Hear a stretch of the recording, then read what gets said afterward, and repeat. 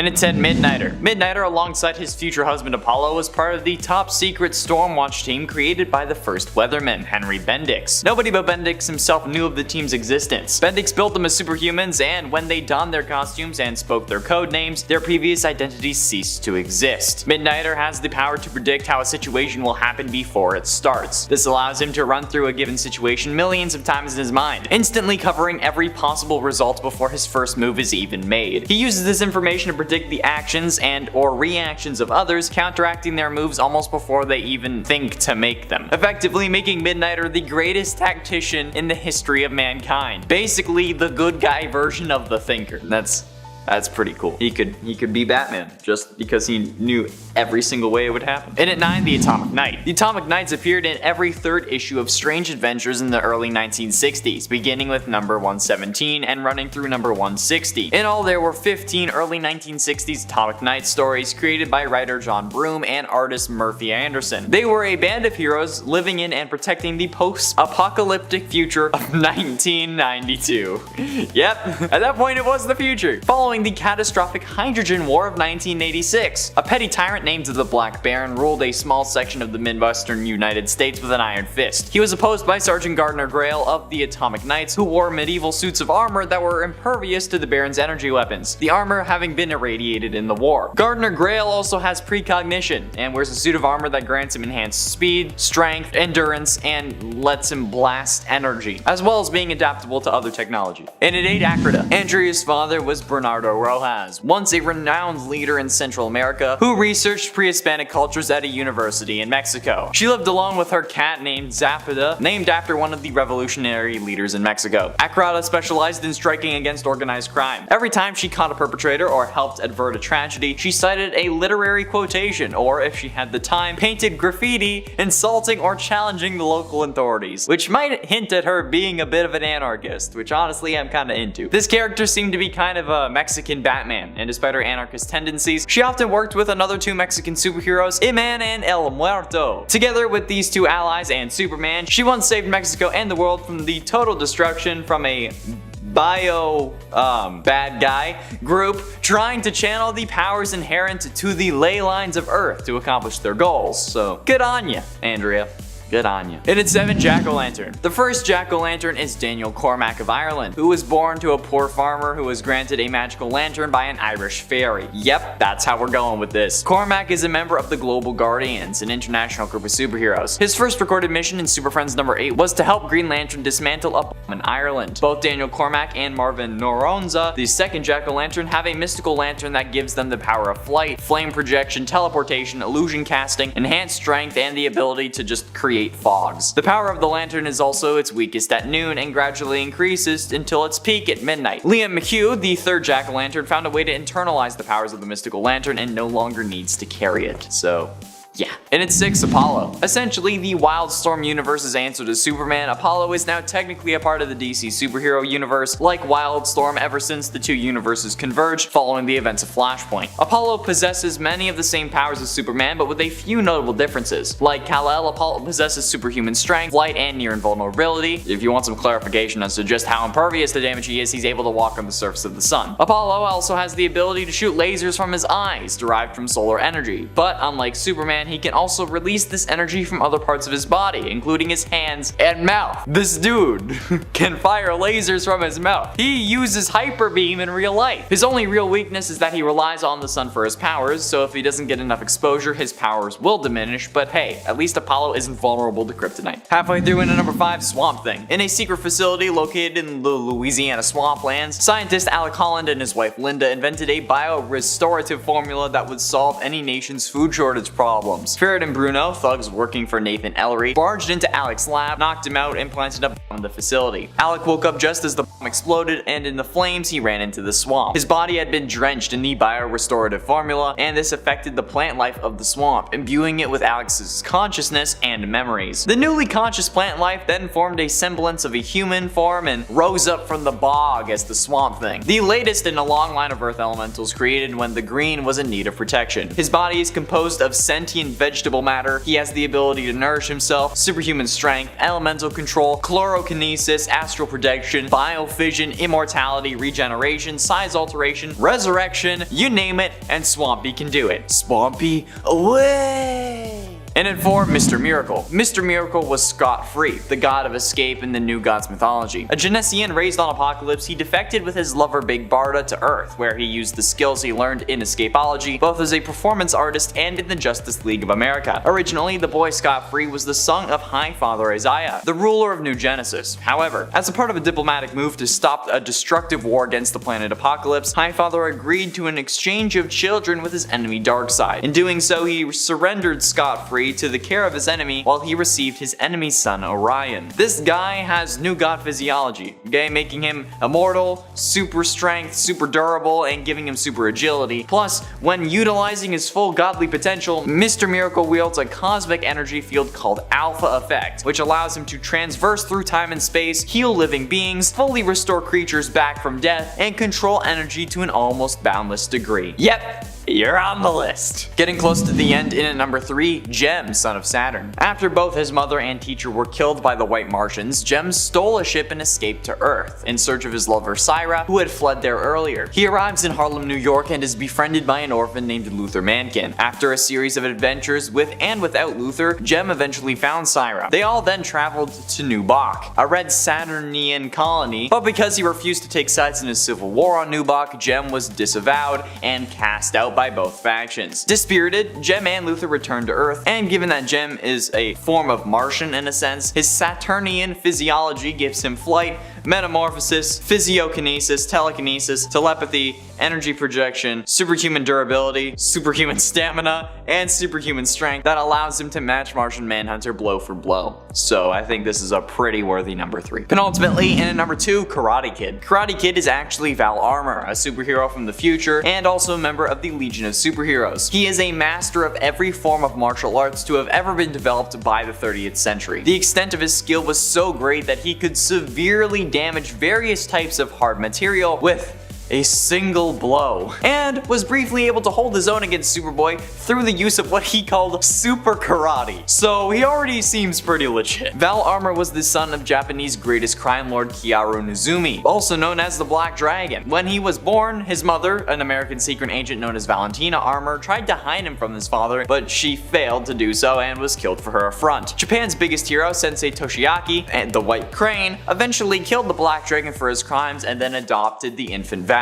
He raised Val as if he were his own son and trained him in all manner of martial arts. Val became the youngest warrior ever to earn the title of samurai, and he went on to work for his local shogun. However, after trying his best and failing to please his supervisor, he quit and searched the galaxy for new forms of battle to master. That just goes to show you, people, appreciate your employees, otherwise they're gonna quit and go search the galaxy for new forms of martial arts, okay? And finally, in at number 1, Blue Beetle. Jamie Reyes was a relatively normal high school student from El Paso, Texas. His father ran a garage and his mother was a paramedic, and he had a little sister who was a total brat. Jamie hung out with his 2 best friends, Brenda and Paco, and he acted as like the mediator between the hardworking Brenda and the laid-back Paco. By both Brenda and Paco's accounts, he was a good friend, kind of person who could just let them be themselves and would always make things better. Jamie aimed to help his father out in the garage, but Alberto turned him down, not wanting to see his son grow up too fast. Ted Cord, the second Blue Beetle, had come into possession of the Blue Beetle Scarab, the artifact which had given Dan Garrett, the first Blue Beetle, his powers. The Scarab had been presumed destroyed early in Ted's superhero career, but it was discovered intact in a pyramid in the Middle East. This is where Jamie gets his powers as well. What are those powers, you ask? The Scarab can and will use its powers of its own accord. Jamie, however, can override the Scarab if need be, and should Jeremy fall prey to mind-altering power, the Scarab will take control of the armor. So it will act on its own, and basically he's not mind control anymore because it's just the Scarab doing it, not actually him. And we'll move on to number 10, which is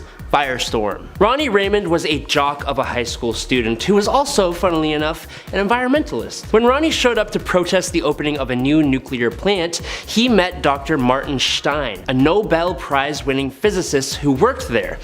When the Firestorm Matrix reactor malfunctioned thanks to one of Ronnie's compadres, Stein and Raymond were both caught in the radioactive aftermath and somehow found themselves fused together into Firestorm, the Nuclear Man. Now, they are a being with two minds sharing the same body, usually with Raymond taking the lead. Alongside the rather unique one man with two minds thing, Firestorm also gained the ability to transmute any non-organic matter, having complete control over molecules. With this ability, he can do many things. Flight, phasing, regeneration, self-sustenance, strength, durability, shapeshifting, energy projection, and absorption and density manipulation.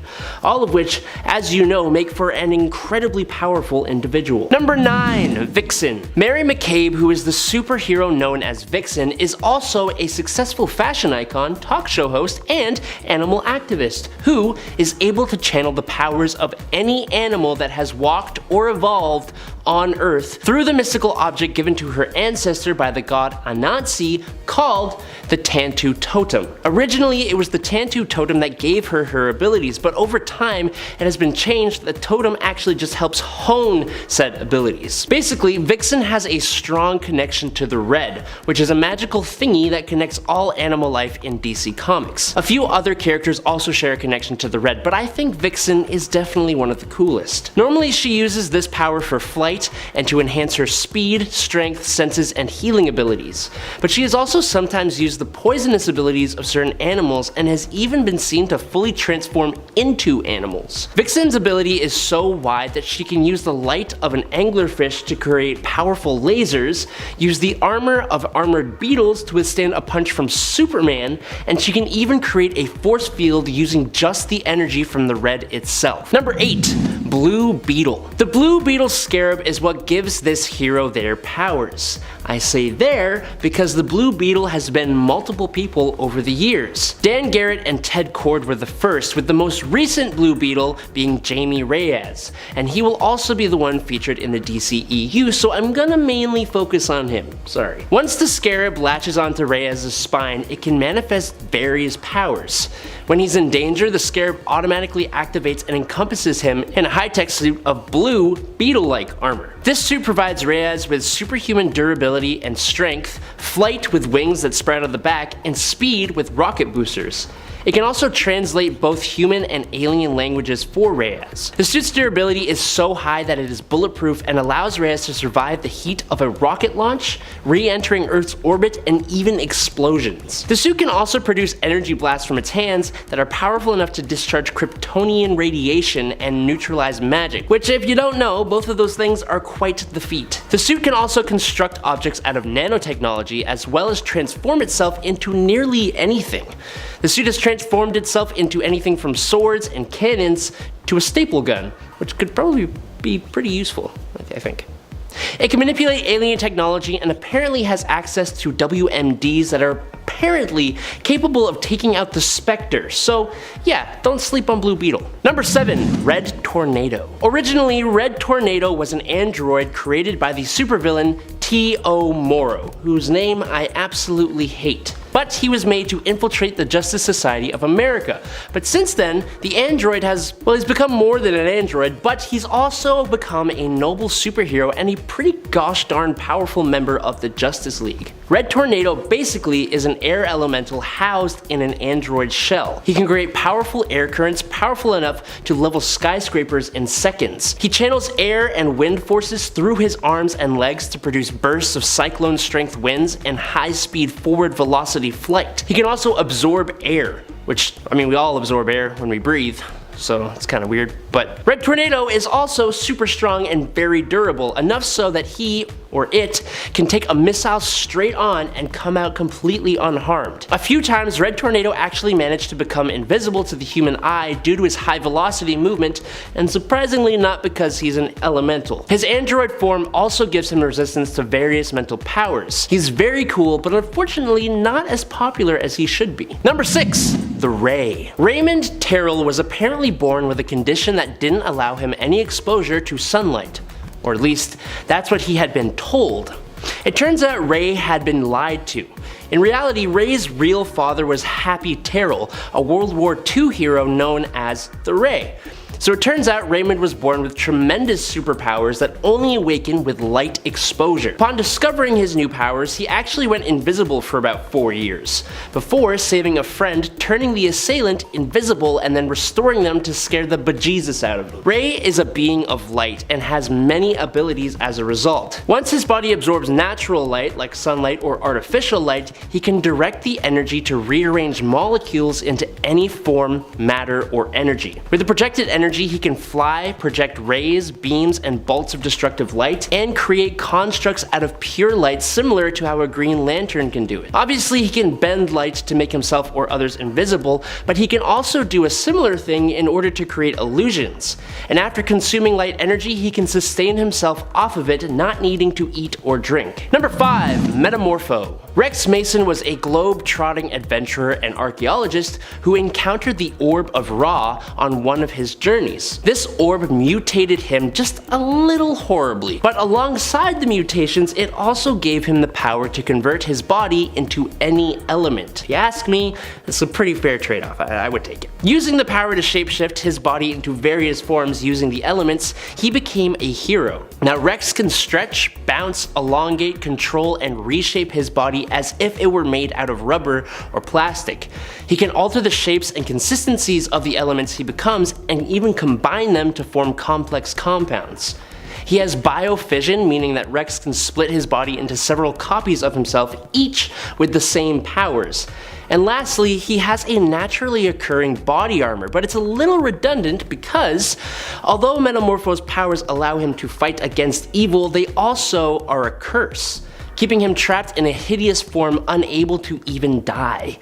He's not hideous, honestly. People are just kind of judgmental. Number 4. Stargirl. Starting off as Star-Spangled Kid of the team Stars and Stripes with her stepdad, Pat Duggan, after joining the JSA, Courtney Whitmore is given the Star Rod when Jack Knight decides to quit being Starman. To continue his legacy, eventually she officially declares herself as Stargirl. Now, as Star-Spangled Kid, Courtney used the Cosmic Converter Belt, which enhances a number of Courtney's abilities such as her agility, durability, speed, stamina, and strength, as well as allowing her to create Star Blasts from the stored energy of the belt. When she became Stargirl, she still kept this belt, but now she's using the Star Rod, which allows her to fly as well as absorb energy which she can project into various uses, such as blasts and force fields. Also, because the rod is attuned to her, it can receive mental commands from a distance, so she can do multiple different things here. Pretty good. Number 3. Aztec. Okay, since we are talking about a character who has a lot to do with Aztec mythology, I will 110% mess up some pronunciation here. Just a forewarning. Uno, the man who would become Aztec, was trained from birth by the mysterious Q Society, which is a secret organization dedicated to providing a champion for Quetzalcoatl. His mission is to prepare for the eventual second coming of the dark god Tezcatlipoca. To help with that, Aztec's power comes from the Mask of Warriors, which has been handed down from warrior to warrior over the generations, with their consciousness becoming one with the mask, meaning Aztec can call upon the experience of his predecessors in any situation, which is incredibly helpful. The helmet bestows its wearer with a variety of abilities other than that though, including enhanced audio and visual systems like X-ray and infrared vision. It protects the wearer, increasing physical strength, and will even transfer full motor control over to the helmet if the wearer becomes unconscious. The armor can camouflage itself, turning it invisible or reducing the wearer's molecular density.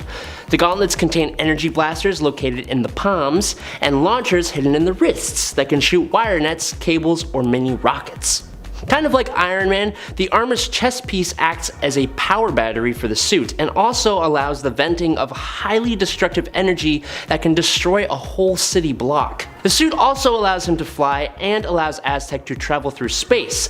It also looks super cool. Number 2, Mr. Miracle. Mr. Miracle was Scott Free, who is the god of escape in the New Gods mythology. So that's already a high level of praise. A Genetian raised on Apocalypse, Scott and Big Barda left for Earth, where he used the skills he learned in escapology both as a performance artist and in the Justice League of America. So, obviously as a new god he has immortality, super strength, durability, and agility, but the fun part is his escapology. Scott can basically escape from most things, even in his sleep, and no, I'm not joking. He is aware of the unconscious procedures he's mastered and can modify them in their use with other skills to use new knowledge. He's also very proficient when it comes to making traps. It may not seem like an incredibly useful ability, but it is certainly unique and can be used in more instances than you may think, especially when on a team like the Justice League. And in at number 1 is the Phantom Stranger. First appearing in the first issue of his own self-titled comic all the way back in 1952, the Phantom Stranger is an immortal to the extent of even surviving having his own heart taken out of his body. The Phantom Stranger is a mysterious supernatural guide and specialist in the occult. He can travel across space and time at will, even to magical dimensions, including the realm of the just dead, the antechamber of souls, heaven, hell, apocalypse, and the realm occupied by the quintessence. All of which is something very few Justice League members can actually do. There's a lot that is just kind of not known about this character, which is a purposeful thing, but it's a really annoying thing for making a video on him on YouTube. In the New 52, he is apparently Judas Iscariot, roaming the earth trying to make up for the guilt of betraying Jesus. I don't know where that came from, it just kinda is the way it is. He is one of the most powerful magic users in DC Comics, with his use of magic being almost unmatchable, if not taken by surprise. Number 10, Hourman. Now I'm sure we can all name a handful of heroes of super strength, but some heroes just aren't lucky enough to be born with it or just haven't been under the right circumstances to gain them. However, in the DC universe, there is actually a pill that you can take to make yourself stronger, faster, more durable, and just more adaptable for exactly 1 hour called Miraclo. Put a little more scientifically, the active ingredient in Miraclo is a special form of phosphorus, which bonds temporarily with the ATP in muscle cells to create an adenosine quad phosphate, which energizes the cells. With this pill, the vigilante known as Hourman was able to fight crime. Now there have been 2 men that have taken up the Hourman mantle, so let's just briefly go over both of them. Rex Tyler was the original Hourman and the scientist who actually created Miraclo. He used it to fight against crime during the Golden Age. Despite being an average human in every way, he was able to fight alongside the Justice Society and the freedom fighters thanks to this drug. And then his son Richard Tyler took up the mantle after his father's retirement, taking the Miraclo pills against his father's wishes in order to save Rex and then his fellow Justice Society members as well. Now despite his strength, Hourman was never anything close to the powerhouse like Superman. Honestly, he wasn't even ever the strongest member of his own team, but he sure could throw a punch in that 1 hour window, and that is why he's on this list today. Check him out for yourself in his first appearance in 1940's Adventure Comics number 48. Number 9, Tanga. A pretty obscure character in the DC universe, so don't feel too bad if you're not familiar with her. Tanga is a cosmic being whose only real goal is to search for simple pleasures throughout the cosmos, which is just super wholesome, and I love it. She was introduced to us in the comic miniseries Real Worlds by Kevin Maguire, and though she talks about having met Lobo and other members of the Green Lantern Corps before, we've never actually seen the character interact with anyone else, making us wonder if she's just making it all up. Although we don't know much about her abilities or powers, in terms of raw power, she certainly deserves her spot on this list today. When we first met her, she starts out as the guardian of the planet Chimera, and spends her time defeating monsters to protect the people there. She doesn't know her own strength though, which means she lacks the fine control necessary to master her powers, whatever they may be. Check her out for yourself in her first appearance in 2011's Weird Worlds Volume 2, Number 1. Number 8, Ultra Boy. In the far future of the 30th and 31st century, young heroes from around the universe banded together to form the Legion of Superheroes. We know about members like Cosmic Boy, Lightning Lad, Saturn Girl, and Brainiac 5, but when the team needs some muscle, they call upon Jonah of Rimbor, more commonly known as the superhero powerhouse Ultra Boy. Out of all the Legionnaires with all their different powers, he is one of the strongest characters on the team. While many of these characters use the natural abilities of the race to protect the citizens of the United Planets, Ultra Boy received his powers from exposure to radiation thanks to prolonged exposure to an energy beast. He has been shown to have all of the same abilities as Superman, but he is so low on this list today because he can only use one of those powers at a time. He has the strength to rival the Man of Steel himself, but given the limitation of his abilities, Ultra Boy has a huge weakness. However, despite this, he remains one of the most useful members of the team. Check out Ultra Boy for yourself in his first appearance in 1962's Superboy number 98. Number 7, Loose Cannon. Back in the early 1990s, DC Comics used the Bloodlines crossover as an excuse to create a ton of new superheroes and villains. These new bloods were given powers when alien parasites attacked them, resulting in the creation of the superhero team the Blood Pack, and heroes like Hitman, Gunfire, and many others. Eager to have its own version of the Hulk, DC introduced the character Loose Cannon, who was a cop by the name of Eddie Walker before he gained incredible superpowers that made him seem destined for the spotlight. Similar to the Hulk, Eddie takes on a massive form when he gets angry. However, Unlike his counterpart, Loose Cannon has several stages to its transformation. When he initially gets angry, his skin turns blue, but as he gets madder, it changes color. The next stage is purple, followed by red, until finally his skin is completely ghost white to match the white, hot rage he feels inside. In his most powerful form, Loose Cannon becomes uncontrollable and is unable to put together a coherent thought, which is absolutely terrifying because we have seen what characters like that can do. Check out this colorful beast of a hero for yourself in his first appearance in 1993's Action Comics Annual number 5. Number 6. Damage. Were you hoping for back-to-back DC Hulk clones on this list today? Well, I hope so, because that is pretty much what Damage is. In an attempt to create its own superpowered soldiers, the military conducted tests using dark matter energy left over from the Dark Knight's Metal event. The result was Ethan Avery, who gained the ability to transform into a giant, superpowered form for exactly 1 hour. Just how strong is Damage? Well, it's been heavily implied that he is much stronger than Superman himself. Even given just 1 hour, the monster has proven able to make easy work of modern military weaponry like tanks and aircrafts, and on top of that, he has defeated the Suicide Squad, Poison Ivy, and even proved to be too much for someone like Wonder Woman to handle. After the two fought in the streets and Diana took a serious beating, she told Batman and Superman that Damage could be the strongest opponent she has ever faced, which would actually include the Man of Steel himself. Hopefully one day we get a fight between the two so we can see just how much stronger he is than Superman.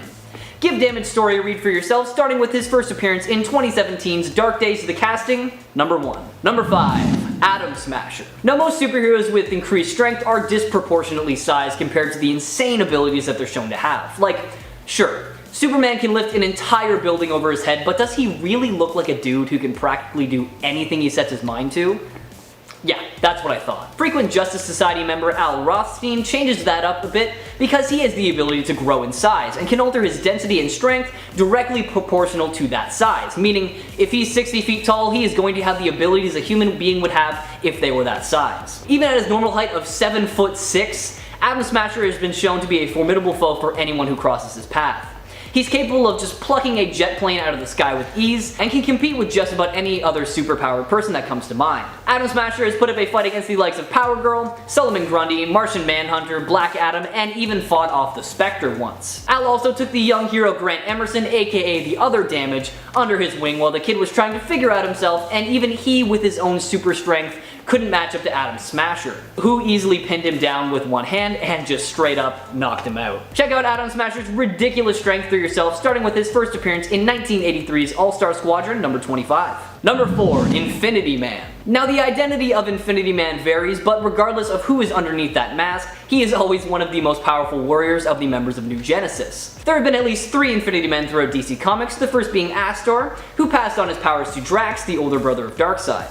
And then the third is the primer incarnation of the character named Isaiah, who is the combined form of all of the Forever People. This most recent version of the character is one half of High Father, after the leader of New Genesis had gone to the Source Wall seeking answers for the war between him and Darkseid, and found the compassionate half of himself stripped away completely. This kinder and compassionate half is the one that became Infinity Man, and thanks to his new god physiology, he possesses basically all the abilities of Darkseid and the other new gods, and uses his powers for good. The original Infinity Man was created by the legendary Jack Kirby. Check out the original incarnations in 1971's Forever People number 1, or take a look at the New 52 Infinity Man in 2014's Infinity Man and the Forever People number 2. Number 3. Big Barda. The new gods of New Genesis and Apocalypse are some of the most powerful cosmic entities in the universe. Now, they may all pale in comparison to the likes of Darkseid, but each has their own levels of strength and unique abilities. One of the most powerful among these new gods is Big Barda, who is trained at a young age to be a member and eventual leader of Darkseid's elite warriors, the Female Furies. She eventually rebelled against her controllers, escaped Apocalypse, and joined the New Genesis.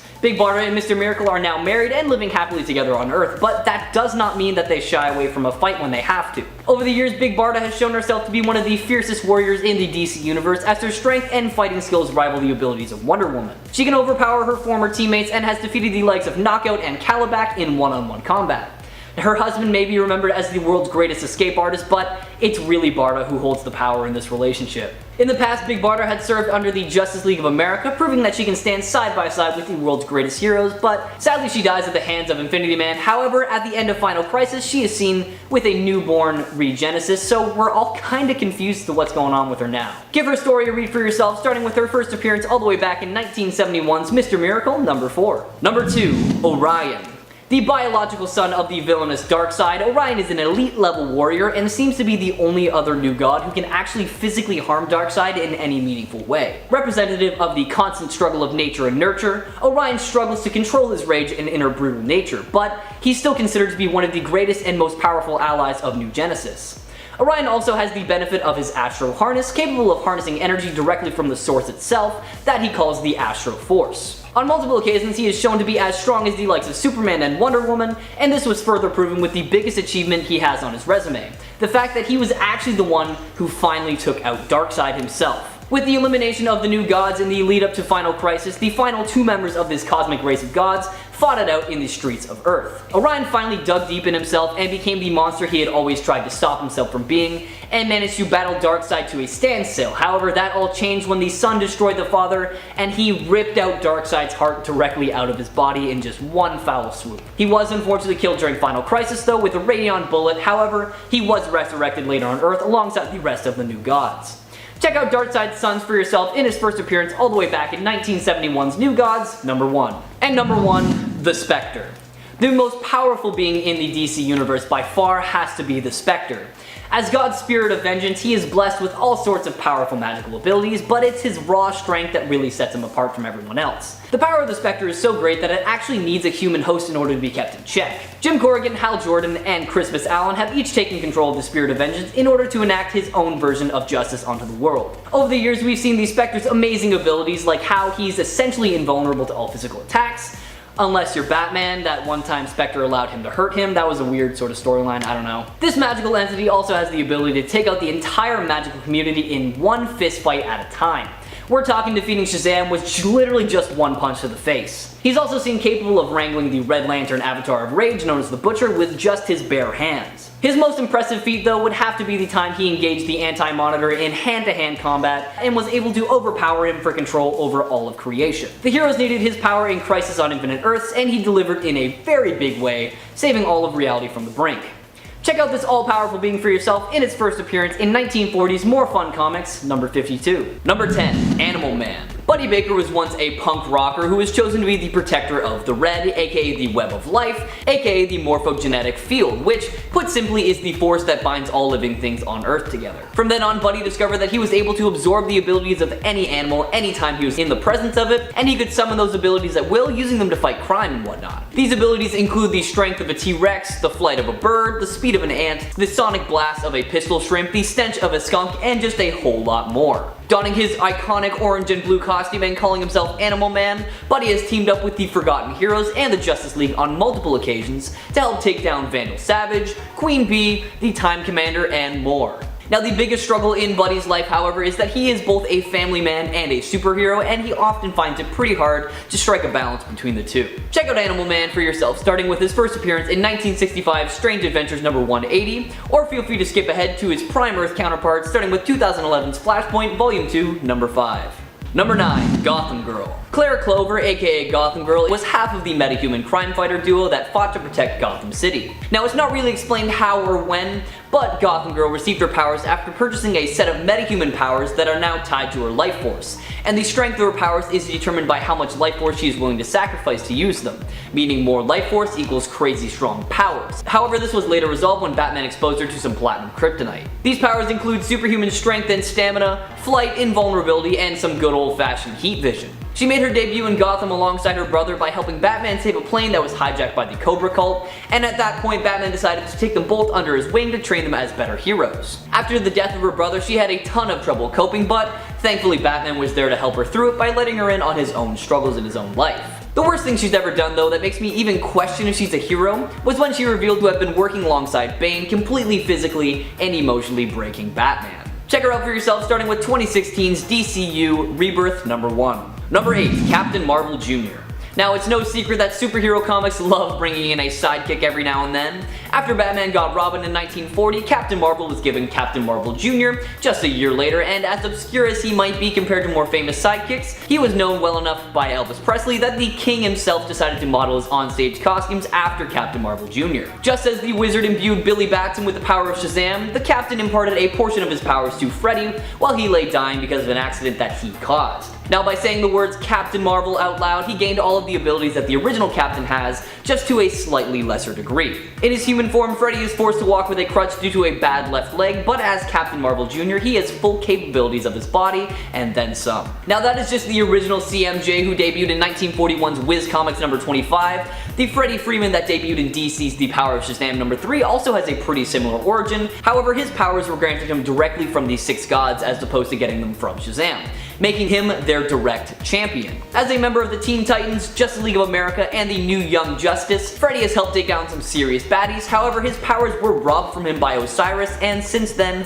he has not been able to take the form of Captain Marvel Jr. Check out Freddie Freeman for yourself and let me know what you think of him in the comments below. Number 7. Plastic Man. Originally a criminal who went by the name Eel O'Brien, Patrick O'Brien gained his malleable body after being shot and exposed to an unknown acid. When he woke up, he discovered that his entire body was elastic, and it took him a while to get the hang of it, but eventually he was able to learn how to use his powers to his advantage. Partnered up with Woozy Winks, the two stopped an attempted robbery, and from that point on, Patrick became known as the hero Plastic Man. Now, not only can Plastic Man stretch himself at will, he can also increase or decrease his size, posing as a tiny little action figure or growing to the size of a building, and he can increase his own strength by growing or adding muscle mass to his body, and he can even shapeshift, taking the form of basically anything that is impossible for humans to achieve without breaking every bone in their body. As an occasional member of the Justice League, Plastic Man not only became good friends with Batman, but he helped take down Clayface, Dr. Psycho, and played a rather large role during the Blackest Night storyline, fighting all of these zombified heroes and seemingly dying in the process. Check out his entire story for yourself, starting with his first appearance in 1988's Secret Origins Volume 2, number 30, or feel free to skip ahead to his Prime Earth counterpart story, starting with 2011's Justice League International Volume 3, number 1. Number 6. The Phantom Stranger. The original Phantom Stranger was a mysterious figure whose origin and name have never been revealed.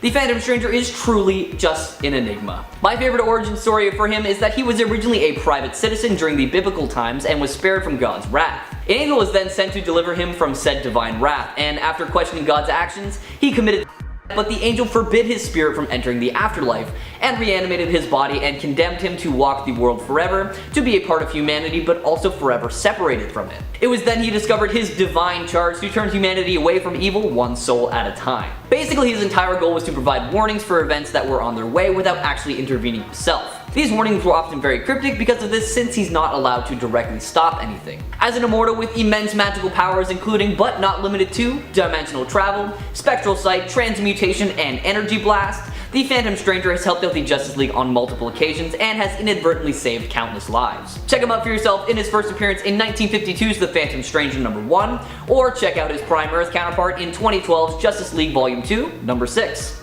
Number 5. Mary Marvel.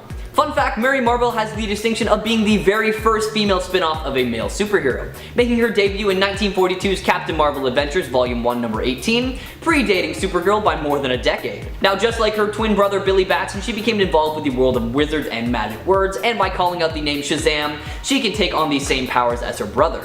However, in many of their stories, it's explained that she, her brother, and Freddie Freeman all share a finite amount of power, meaning that the more heroes who use their abilities, the weaker they all are. Interestingly enough though, Mary has also received her powers from other sources outside of Shazam. Black Adam previously gave her his powers, making her prone to violence, and Darkseid further manipulated her powers to turn her into a purely evil entity, able to cut right through a human body without any remorse or resistance. In this form, she was able to overpower someone as strong as Wonder Woman. Honestly, it doesn't really matter where she gets her powers from, she is definitely a formidable foe and more than deserves a spot on this list today. Now, if you want to know more about this character, check her out in her first appearance, or feel free to skip ahead to a more recent storyline in 1994's The Power of Shazam graphic novel. Number 4. Icon. Hailing from the planet Turbinus, Augustus Freeman, aka Icon, was marooned on Earth in 1839 in the Deep South. He worked long and hard and was very involved in a lot of black history, but it wasn't until he met Raquel Irvin that he became Icon, the icon for the black community of Dakota City. Augustus is portrayed as a very intelligent and somewhat rigid person,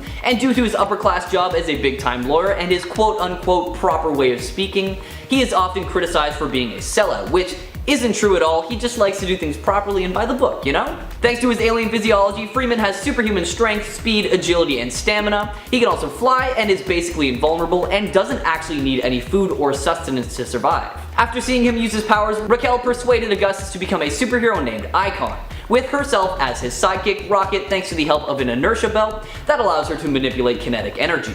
Throughout the majority of his series, Icon and Rocket do their best to take down these street thugs and criminals that gained powers after the Big Bang, which was a massive riot where quantum-juiced tear gas was thrown and gave superpowers to a vast majority of people. Check out the Icon and his series for yourself, starting with 1993's Icon number 1. Number 3. Zatanna. One of the greatest magic users in the DC universe, Zatanna is the daughter of the legendary magician Zatara, and does all that she can to live up to his legacy and his expectations. She spends her nights working as a simple stage magician, you know, card tricks and all that jazz, and then her late nights working as a consulting sorcerer and a superhero. Typically, to activate her spells, she speaks backwards, like for example, Tagroff would make someone forget something, Lay would heal any wound, you know, etc, etc. But that is all just for showmanship because she can actually cast her spells by speaking normally or with no words at all, and on occasion she will write them down in her own blood. Aside from minor manipulations, Zatanna is also capable of complete elemental control, teleportation, altering reality, time travel, and a whole lot of other crazy stuff. Throughout the comics, we have seen her team up with the Justice League of America and the Sentinels of Magic to help take down the Secret Society of Villains,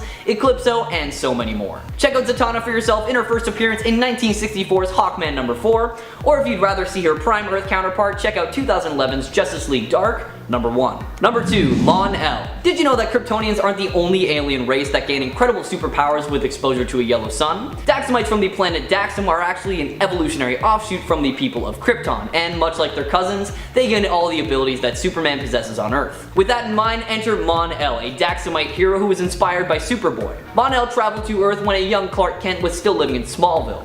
When he was exposed to lead, his one and only weakness, Mon-El had to be placed in the Phantom Zone to save his life. Thousands of years later, he was cured by Brainiac 5 and recruited into the Legion of Superheroes, where he has been considered one of the most powerful members just to date. He might not be quite as strong as his Kryptonian counterparts, but he has shown that he can take anyone from the super family in a fight, as he's wiped the floor with the likes of Supergirl, Superboy, and even the Man of Steel himself. After the establishment of New Krypton, Superman decided to live with his people, and he then trusted Mon-El enough to entrust him with the city of Metropolis and a place in the Justice League. Check out his story for yourself in his first appearance in 1961's Superboy number 89. And number 1, Captain Atom.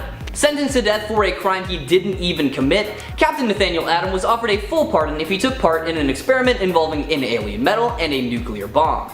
He accepted, and instead of killing him, he survived the explosion and was blasted 18 years into the future and bonded with the metal to become Captain Atom. From that point on, he was basically a living nuclear reactor, meaning he could absorb and redirect energy, see electronic signals, and unleash massive energy blasts that can destroy cities, one of which was strong enough to destroy an entire universe. He can also change some physical properties of certain materials, turning arrows into butterflies, or even, you know, creating his own universe. Now that is just one iteration of Captain Atom. How about we take a look at the second, Alan Atom. Now Alan Atom was the character carried over to DC from the original Charlton Comics series. Essentially a quantum Superman, Captain Alan Atom was born in a nuclear fire. Having his body reassembled with the aid of his atomically supercharged mind, he became a physical god on Earth. He has all the powers and abilities of Watchmen's Dr. Manhattan, and he was one of the few characters to survive Final Crisis, which I think just outright states how strong he is. Number 10. Count Vertigo. Now aptly named Werner Vertigo, he is a man who was born with an inner ear defect that affected his balance. So naturally he was implanted with a device that not only corrected that, but also gave him the ability to cause extreme vertigo in other people. That's right, his entire ability is disrupting his enemy's balance, and honestly you might think that's not really anything to write home about, but trust me,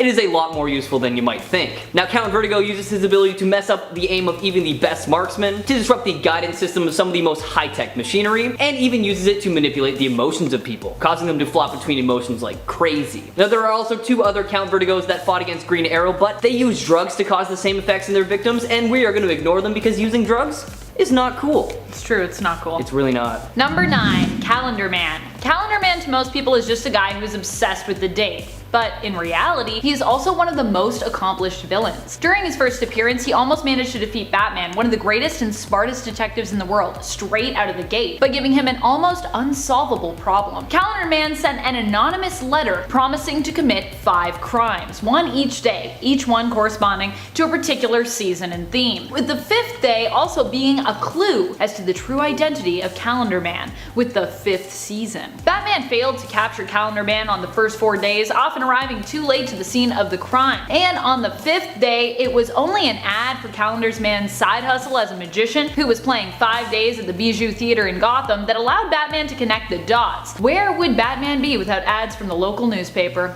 Local newspapers, they're important. They really are. You always gotta support local. Yeah. Number 8. Phobia. Quite possibly one of the most underrated villains in the DC universe, Angela Hawkins III is Phobia, a member of the Brotherhood of Evil and constant enemy of the new Teen Titans that is capable of bringing your deepest and darkest fears to the surface. She basically uses psychic abilities to access the fear center of your brain and creates incredibly lifelike illusions that incapacitate pretty much everyone except for a select few who have been shown to be immune. Funnily enough, she is actually not immune to her own powers because she has some deep, dark insecurities and phobias hidden away as well, behind that, tough exterior. And that was exploited by Raven in an attempt to convert her to the hero side of things. Obviously that didn't work though, because since then, she has joined the Injustice League as a new member. Number 7. Giganta. You expect Giganta to be strong, of course, considering she is a gigantic woman, but I also feel like she's a villain that is more often than not forgotten by people. So while you might expect the strength to come along with her, you just wouldn't really expect her at all most days. Dora Azul was attempting to cure her rare blood disease that she was born with by experimenting on herself. Her mad scientist ways caused her to end up in a conflict with Wonder Woman and later caused her to also become the villain she is today. In the original continuity of New Earth, Doris abducted the body of a strong woman named Olga, putting her own consciousness into that body and gaining the ability to grow in size when her plot to steal Wonder Woman's body had failed her. Number 6. Automatopoeia. Now I personally love a good automatopoeia, but hey, I will take a bad one every now and then, and that is exactly what this villain is. He is a serial killer that specifically targets non-powered heroes, and he is so aptly named because he imitates the noises around him, such as his gunfire or the dripping water. He is also seen to be surprisingly durable for a human, able to take 6 arrows without slowing him down, and drop at least 7 stories and just keep on running. Now this highly trained villain is one of the most clever out there, not only attacking Oliver Queen's son Connor, but fooling Batman so much that he reveals his own identity. And also in true villain fashion, he messed with Batman even further by killing his fiancée Silver St. Cloud, slitting her throat while imitating the sound Batman's utility belt makes. Number 5. Punchline. Punchline is a newer villain on the scene and as such has definitely been underestimated. But honestly, it's this attitude that only serves to fuel Punchline's desire to prove that she is actually worthy of all of that hype. As far as we know, she is like Joker, a non-powered human being. Punchline typically fights with small stiletto blades, and despite only being in a few issues so far, she has managed to slit Harley Quinn's throat and create her own specific brew of Joker venom just for Batman, which has succeeded in making him go pretty crazy recently. Imagining Alfred is still alive and still on his communique system, despite the fact that, he's very dead. Number 4. Amazo. A super deadly android designed by the insane in the membrane scientist Professor Ivo that acts as an enemy to the Justice League. Thanks to its synthetic body, Amazo is capable of replicating anything about a person in its general vicinity, including their powers and skills, so you can probably understand why this android is so powerful and so dangerous. Amazo has been shown duplicating the powers and skills of Superman, Green Lantern, Zatanna, Black Canary, Elongated Man, and so many more, meaning his arsenal of powers to choose from is absolutely ridiculous. Not only that, he also has the ability to temporarily negate the powers of the hero that he's mimicking. So, for example, he could strip Superman of his powers for a finite amount of time and just pummel him into the dirt. That is absolutely insane if you ask me, and that is why he is on this list today. Number 3. Harley Quinn. In Batman the Animated Series, Harley Quinn unintentionally pissed off the Joker because she proved just how valuable of a partner in crime she was, and how capable she is as a villain without even the Joker's help, and has also done so with her pal Poison Ivy. Though of course Harley and Ivy just believed they had kidnapped millionaire Bruce Wayne at the time and made him take them on a shopping spree. But still, that's pretty impressive. While many also think that Harley is always moving closer to becoming more soft and more of a hero than a baddie, let's not forget when she executed one of the most villainous plots, also without the Joker, killing tons of children across Gotham with free explosives that were disguised as video games, simply because she was bored and sort of feeling lost in terms of what to do with herself. So yeah, don't underestimate Harley Quinn. Number 2. The Reverse Flash. Eobard Thawne, one of the many speedsters that you'll find scattered throughout time and space in the DC universe. Also known as Professor Zoom, this biggest Flash fanatic to ever live is capable of basically all the things that the Flash and his Speed family can do, like time travel, super speed, and electrokinesis. But what really sets him apart is his ability to completely negate another's connection to the Speed Force, effectively stripping his fellow speedsters of their powers and rendering them honestly useless. His most impressive feat though would probably be when he, set the entirety of the New 52 in motion by creating the Flashpoint timeline. Almost every hero and villain dies in some gruesome death thanks to the circumstances of this new universe, and yeah, that's pretty scary if you ask me. Number 1. Lex Luthor. Now when you boil it down, Lex Luthor is just a dude. He's just a bald dude who has a big beef with Superman. Whether that's because he doesn't like the fact that Superman's an alien, or he blames Superman for his hair loss, depending on the comics you're reading. The fact remains that his brilliant intellect puts him in the running to be one of the strongest, most powerful, and definitely most iconic Superman villains of all time. The fact that 1. Luthor is also a human who keeps one of the most superpowered heroes, Superman, on his toes, and that 2. He managed to convince the country, despite being a supervillain, to vote him in as president are both pretty impressive. Number 10. James Gordon Jr., also known as X-Strike. James Gordon Jr. is a sociopath who in the New Earth continuity believed that empathy made you weak, and set out to prove as much to Batman. While he is just a sociopathic murderer who enjoys hurting other people, James also happens to have a genius-level intellect, which is obviously a pretty deadly combination. In the story Black Mirror, he set out to administer medication he had made to infants which increases psychotic tendencies, a medication he himself was using, supplementing the meds that would have helped to subdue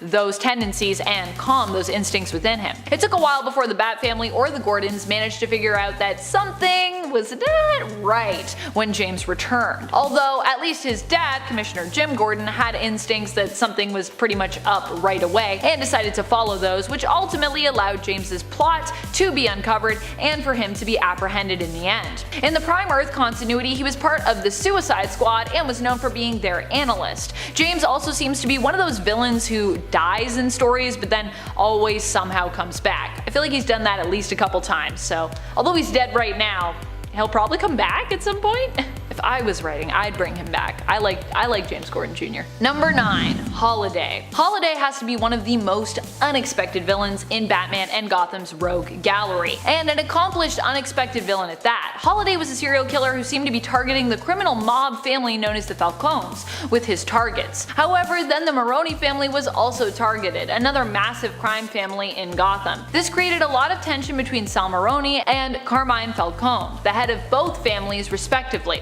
However, in the end, Holiday wiped out not just many of the people and members of the Falcones, but also killed various members of the Maroni family as well, with the killings taking place on holidays. In the end, Batman and Jim Gordon managed to apprehend Holiday, but only after he had successfully killed Sal Maroni on Labor Day. Holiday turned out to be the youngest son of Carmine Falcone, Alberto, who wanted to prove himself and get revenge for being excluded from the family business. Although in reality, this was pretty much done to protect him. Wow, that's unfortunate. Holiday would later face off with Calendar Man, and after being wounded would be smothered to death by his sister. Tragic. Number 8. Calendar Man. Well, of course I gotta put Calendar Man above since he beat Holiday, and that's how it goes. For a guy that pulls off crimes inspired by different holidays, seasons, and calendar dates, Calendar Man can actually be surprisingly successful and terrifying. In his first encounter with Batman, Calendar Man managed to pull off 4 crimes successfully before he was caught. Aside from that, over the years, Calendar Man in the comics has taken his crimes to the next level, even going so far as to murder families as part of a Thanksgiving Day crime spree,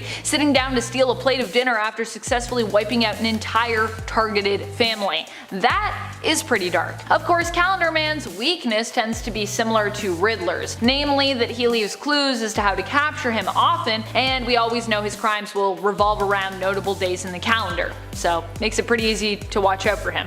Like, is a holiday coming up? Well, we should probably watch out for Calendar Man. Number 7. Owlman. Pretty much everything about Owlman from Earth 3's crime syndicate is unexpected. He's the evil counterpart to Batman, but is not Earth 3's version of Bruce. Instead, he is Thomas Wayne Jr., who on his Earth was Bruce's older brother. He himself plotted to kill his parents as he believed they were mismanaging their wealth, which would of course end up being his inheritance. In the end, Bruce refused to help Thomas and even attempted to convince him to halt his plot. So Thomas Jr., saddened, was forced to kill his brother, having had much higher hopes for young Bruce. Thomas would then become Owlman and use a combination of fear, wealth, and influence to take control of Gotham. Still missing his brother, he decided to find someone to fill that hole in his heart. After meeting Dick Grayson at the circus, Thomas orchestrated the death of his parents in secret and then offered him support and a home, manipulating him into becoming his sidekick, Talon.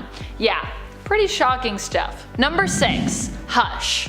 Hush has managed to pull off some of the most horrific schemes over the years and gotten under Batman's skin many times, and Catwoman's skin even, when he literally stole her heart. Thomas Elliot is not only a powerful villain because of his intense vendetta against the Wayne family and Batman, but because he also is often shown to have the skill and strength to match Batman, as well as the cunning. He has taken Batman in hand-to-hand combat and fared surprisingly well, and he's managed to set into motion outlandish plots like impersonating Bruce Wayne by giving himself plastic surgery to make himself look nearly identical, then capturing and threatening the real Bruce Wayne with murder and disfigurement so that he could ultimately take his place. Number 5. Darkseid. I know what you're thinking, but Amanda, none of us are surprised that Darkseid is super powerful. It's, you know, kinda his thing. I know Darkseid is super powerful. But remember earlier on when I said that some villains are simply surprising because they happen to go toe-to-toe with Batman at all? Well, Darkseid is one of those villains. Because he's just so powerful, it makes little sense that Batman would even be able to face him. I'm not knocking Batman here, by the way, just acknowledging that he, at the end of the day, is just a very well-trained, skilled, rich man in a bat suit. So yeah. And yet he has also managed to defeat Darkseid on more than one occasion, which is only even more unexpected and surprising. But I guess it's these unexpected storylines that we find so exhilarating and help to sell comics. So when it comes down to why they were written, it actually makes a lot of sense. It's the unexpected matches that are the stories people get excited to write and fans get excited to read.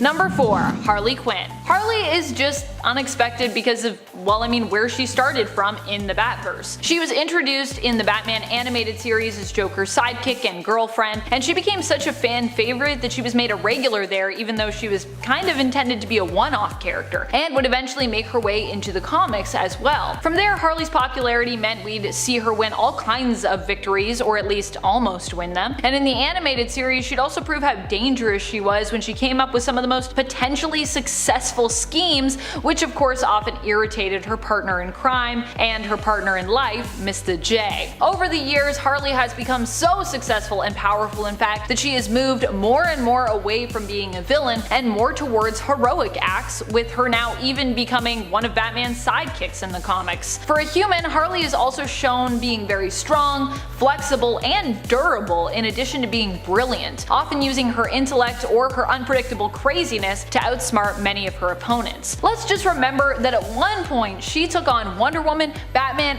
and Superman all at once and was actually successful in that encounter. Number 3. Poison Ivy. I mean, we all know how powerful Ivy is at this point, but it should also be acknowledged that initially she was just a student studying to be a botanist who ended up being used in her teacher's/lover's twisted experiment. She then became something new, something deadly, the villain and creature we'd come to know as Poison Ivy. Ivy was initially shown to be immune to all poisons and was interested in crime for basically the sake of status and power, able to use pheromones and kisses to influence her enemies. The power of seduction.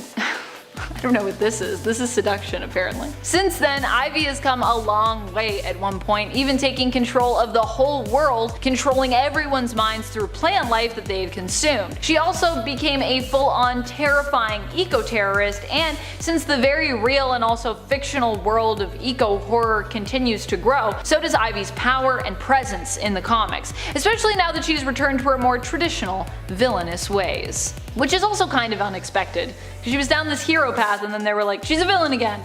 I was like, huh? Alright. Number 2. Karma. Just because you are considered a low-level thug, or in Fleet Delmar's case a supposed freedom fighter, doesn't mean you can't rise above your rank and become something greater. That is just what Fleet did. He ended up getting his hands on some alien tech that allowed him to move up to the next level when it came to his rank as a threatening and powerful Batman villain. He was supposedly apprehended by Batman years before, who had tormented him with fear gas as punishment for his crimes.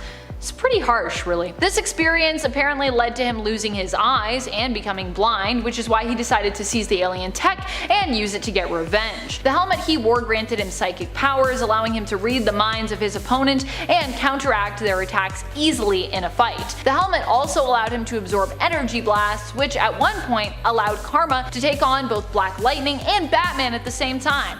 And then he went on to have a semi-successful career with the League of Assassins, so I mean he died, but still. pretty crazy for just like a low-level thug in my opinion. Number 1. Phantasm. Phantasm is of course unexpected given that she had a secret identity, and in the animated series we even expected her to be a he instead of a she, so that's pretty unexpected. Andrea Beaumont is also one of those very powerful and strong villains for the fact that she holds a lot of sway over Bruce Wayne, being one of his love interests as well. Not only that, but when it comes to many of her skills and her physical prowess, she is often shown to match Batman and be on a very similar level to him, which is of course quite impressive because Batman is pretty crazy. Andrea is also surprisingly more ruthless in comparison to Bruce, having no qualms with killing those who cross her, whereas Bruce typically holds back from killing, at least in the current continuity. In his original days, not so much. So not only does she potentially have him as an ally at times, but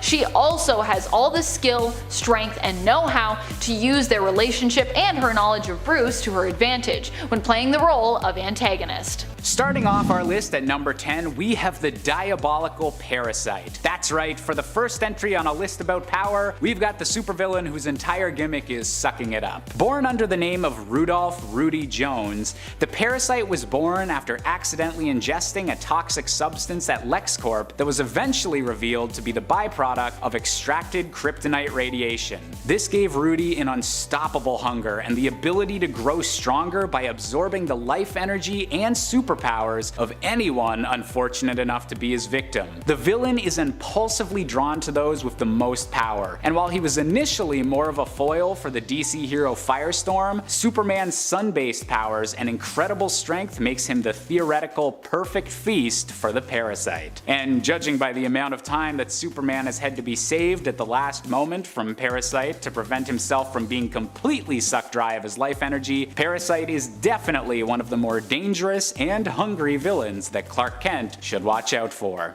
Coming in at number 9, we have the one and only Bloodsport. Most well known for recently starring in James Gunn's The Suicide Squad, Bloodsport was a young man who avoided his draft to Vietnam and fled to Canada, leaving his brother to die in his place. Driven mad by this unexpected turn of events, Bloodsport became an extremely talented mercenary who then became nearly unstoppable when he was gifted a device that allowed him to instantly summon any weapon he could imagine directly into his hands.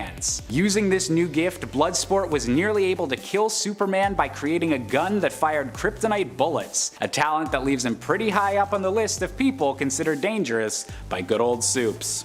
Speaking of deadly kryptonite-themed villains, at number 8 we've got the disturbingly gross monstrosity known as Cancer. But, you know, spelled with a K because kryptonite. Cancer's origin story begins when Superman is poisoned with modified kryptonite by General Zod, leading to the growth of a kryptonite tumor within his body. While Superman's life was able to be saved by the efforts of Dr. Emil Hamilton and the rest of the Superman family, the discarded tumor was stolen again by General Zod's forces and mutated into a full-sized, xenomorph-looking creature with a life-killing aura and abandonment issues over how its father, Superman, forgot about it. Cancer is capable of wounding and breaking the skin of any Kryptonian, as he's essentially kryptonite itself in the flesh. And if you're literally poisoned to your archenemy, I'd say that Superman had better watch out. Coming in at number 7, it's none other than Superman's twisted doppelganger, Bizarro. Now, honestly, when it comes directly to power levels, Bizarro should be a little bit higher on this list. When push comes to shove, as an imperfect duplication of Superman made by Lex Luthor's duplication ray, Bizarro has comparable strength to his nemesis, and has opposite versions of some of his more notable abilities. Freeze vision instead of heat vision, flame breath instead of freezing breath, and so on and so forth. However, Bizarro also feels a strong calling to be more than just a twisted version of Superman, and over the years has become more of an anti-hero than an outright villain, and seems content to try and carve out his own little slice of paradise on his new planet, Bizarro World. Taking up a controversial spot at number 6, we have the one and only Lex Luthor, Superman's arch-rival. Hating the idea of an alien having so much power and receiving so much love on planet Earth, Lex Luthor has been everything from a mad scientist to a ruthless businessman to even the President of the United States in his desperate quest, man, once and for all. He may be merely a human being, but with his dark intellect and lack of morals, Lex Luthor is more than capable of being noted as one of Superman's Superman's most powerful foes, whether he's inside a kryptonite-fueled suit of armor or merely using his giant evil brain. Coming in at number 5 with another example of Superman's own power set being twisted and used against him, we have Superboy Prime. A jaded version of Kal-El from an alternate universe known as Earth Prime, this Superboy was the only superpowered hero on his own world, with all other heroes merely being fictional. After this reality was wiped out during the Crisis on Infinite Earths, Superboy Prime became obsessed with recapturing his past glory as the one and only Man of Steel, and slowly twisted into a psychotic version of Kal-El, determined to wipe out every other Clark Kent. Few thoughts are scarier in the DC multiverse than a rogue Superman determined to cross dimensions to get exactly what he wants. At number 4, we've got to go with Mongol, an intergalactic conqueror from the stars. One of the few non-Kryptonians in Superman's rogues gallery that could still survive coming to actual blows with him, Mongol is the charismatic leader of Warworld, a mobile battle station of a planet that travels the universe looking for planets to, naturally, wage war against. Training for a time with the Sinestro Corps, Mongol is one of the most skilled combatants and tactical adversaries that Superman has ever faced. And while he may be less known than the other intergalactic conqueror known as Darkseid, Mongol and his extended warlord family are a persistent thorn in Superman's side. Coming in at number 3, it's the Superman killer himself, Doomsday. Now, I know what you're thinking. This is a list of Superman villains you wouldn't expect to be the most powerful, so how is the alien that's literally best known for killing Superman gonna count? Well, while Doomsday already does have an incredible reputation for killing Superman in the 90s, the character has only gotten more deadly, powerful, and unpredictable in the years since. Doomsday's most horrifying power is his ability to evolve and improve over any method that has defeated him in the past, an ability that has led to the creature becoming more and more intelligent with each encounter, and even exuding a toxin that's so powerful it was able to take out superpowered individuals like Wonder Woman. While Superman may have only died once to this Kryptonian monster, Doomsday is still biding his time for the rematch that'll finally let him get a second victory against the Man of Steel. At number 2, we've got yet another twisted version of Kal-El with the terrifying Ultraman. In the alternate universe of Earth 3, Superman's biological father was a far eviler man, and filled his infant son's spaceship with messages and monologues about his ideology and how Kal-El deserved to be the strongest possible being in the universe. Murdering his adoptive parents at the young age of only 7 after discovering that shards of his home planet, Kryptonite, made him stronger, this version of Superman instead took the name Ultraman, and wound up assassinating the President of the United States before forming the Crime Syndicate, a dark doppelganger of the main DC Universe's Justice League. While other evil versions of Superman have been held back by mutations or outside intervention, Ultraman is Superman at his peak, but with none of the morals and nothing holding him back, meaning that every time he crosses over into another universe, Superman needs to stay on his guard. At our top spot on this list is the character I've been looking forward to pronouncing this entire video. It's Mr. Mxyzptlk. Superman's main two weaknesses throughout all of comics are kryptonite and magic, and while Mxyzptlk might not have much of the former, his magic is beyond compare. A being from the 5th dimension who enjoys tormenting the most powerful hero of our more basic 3D existence, Mxyzptlk's dimensional abilities essentially make him omnipotent with magic, allowing him to alter the rules of logic, reality, and capable of teleporting wherever he pleases. The only way to defeat him is usually by some made-up rule of his own decree, such as getting him to spell his name backwards, a spell that can send him back to his own dimension for a guaranteed 90 days. Definitely one of the oddest villains Superman has ever faced, Mxyzptlk is honestly more of a nuisance than an outright bad guy, but his limitless powers make us very grateful that he seems more focused on trickery than outright world domination.